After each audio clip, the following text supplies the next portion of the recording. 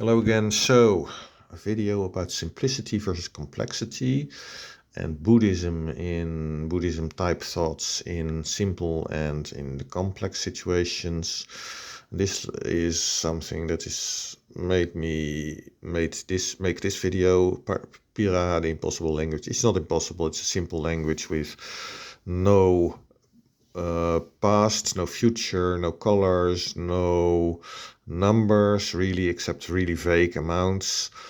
And this video is about it. Let's go also about why this clip is used and stock video clips and other things, and go a bit in the complexity with and simplicity in this, but also in meditation. For example, I will get back to Yogananda's book, Autobiography of a Yogi. But first this. Why is this clip used? So these people live in this environment, the jungle. What they do is they hunt for fish, they eat, they sleep, educate their children. That's it. They're not explorers. And personality is very important, by the way, in society and how it develops. That's why you've seen the development in Europe that you've seen, and not in Africa, not in Asia, in particular China, Japan. There's been development, but nowhere near that Europeans did. Why not? Because of their different personality in particular. So stock clips, so there's some comments about it. Yeah, ditched the background music, not helpful. I don't like it at all either. I usually don't watch videos with background music because they are really annoying to me.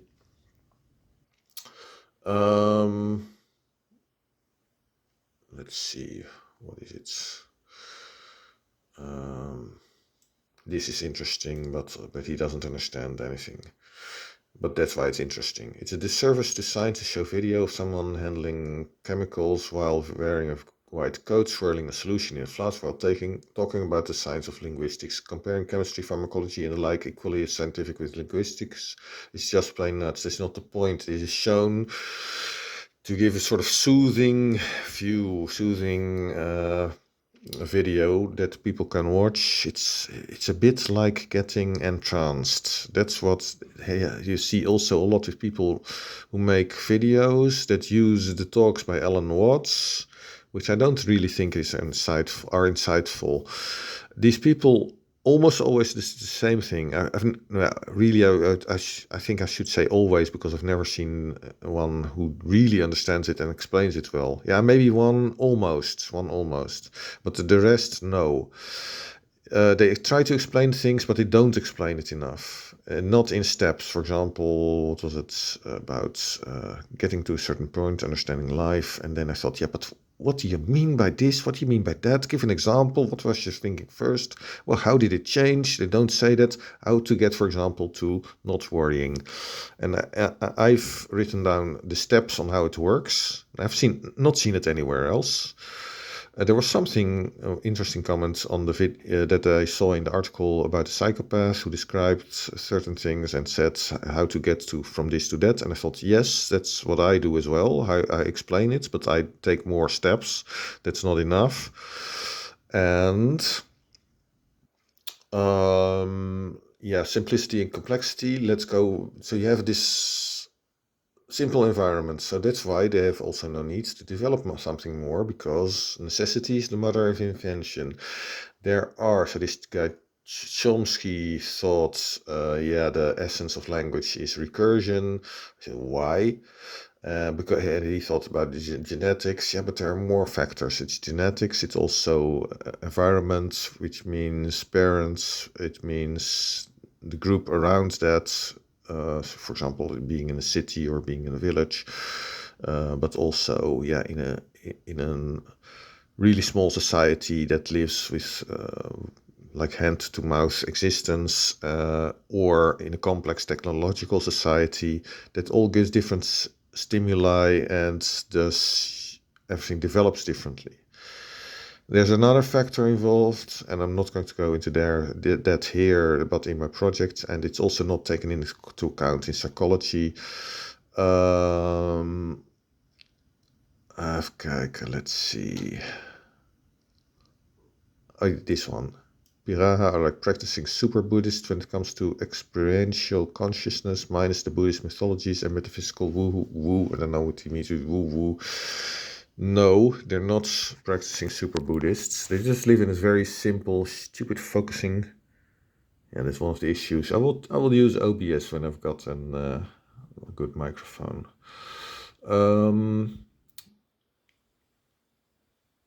They're not super Buddhists. They're just not in a stimuli poor environment. I think that's the whole reason why it happens, why they're living in the now. And the environment is rich in food, so there's really no need for anything. There's no need to think about the future. There's so much fish. Oh, we'll fish a bit, try a bit harder is enough. What if maybe something would change in their thinking if there, for example, comes a year when there are no fish or very few. They need to start to think about diversifying their food source, for example. And if you need to farm, then you need to think ahead about to the future for the different seasons, and you need to think about when things grow. But it's also, I think, much more a very even type of climate where it is similar, not so much difference in temperature, etc., as you have in, for example, Europe. But if you get closer to the equator, then things become more, all seasons become more similar. So that all helps. And simplicity versus complexity. I want to finish that with talking about the book a little bit only. Autobiography of a Yogi by Yogananda. So I read this, I don't know, maybe 10 years ago or so. And I mentioned it to a woman I met in Kharkov in 2016, and she had read it. And I think I asked her only later in 2018 a bit more about it. For her, it was important that he introduced yoga to the West, and I asked her more, do you believe about the sort of miracles, more coincidences, weird things happening? Do you believe those? And she said, no, of course not. So I asked then, yeah, why do you believe anything in that book has any value then? If you don't believe in anything, for example, in the Bible, the miracles, then still you can take the wisdom of life in there, in the Sermon on the Mount, for example. And here, I would say there's not really wisdom given in Yogananda's book, but it's more description of his life, what he experienced, with interesting stories. And that's different from wisdom of life. So then I think, yeah, if you don't believe that, then the whole book really has no value, does it? She did not answer that, but I will go into an issue in that book, with simplicity versus complexity. So usually Buddhist monks restrain their stimuli by going to live somewhere, in a monastery, something like that. They often are not self-sufficient. They go back for food, for example, which I'm strongly against, which I think is ridiculous. So in a sense, they are similar to those people. But there was one guy in that book by Yogananda. So Yogananda himself also did not reduce his stimuli and live like a monk. Not really in most of his life, but in some parts. In any case, the one I thought was the most, who actually understood life, was one of his teachers. He had a family, so he's self-sufficient, in doing some work, and with that made money to buy food, not go back for it. I'm not sure what he did about clothes. For example, orange robes, that's also making your life simpler.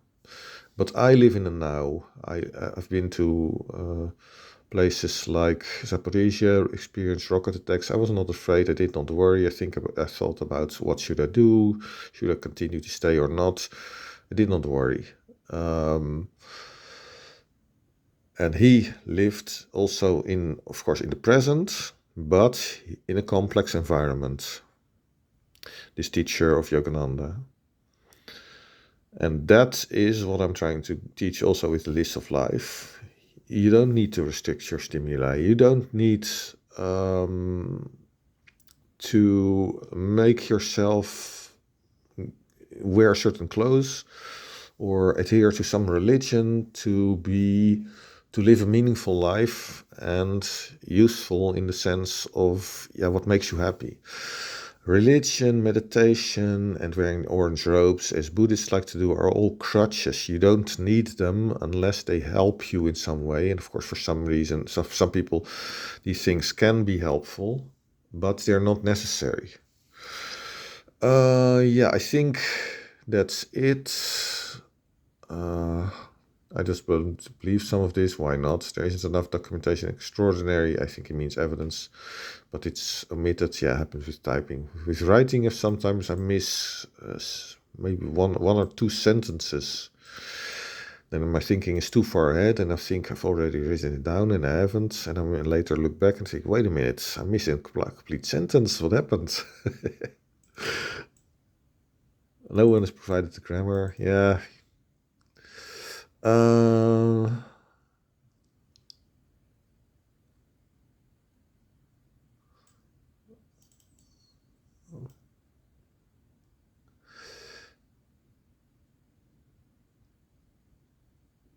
Perhaps these people are so happy because they're so ignorant about many things. Yeah, sort of. I think so. They live in a now, but they're also in an abundant environment with fish, and in stimuli, not many stimuli. Environment with not many stimuli, not many people around, a small group. I have another example about group versus language that I read, I think 10, 15 years ago. I immediately knew it was a small group, and I thought, why did I know? It read on, I was correct, and I thought, why did I know that? I later analyzed it, and that's very interesting. It's also about common sense and background thinking and much more. In any case, that's it for now. Bye.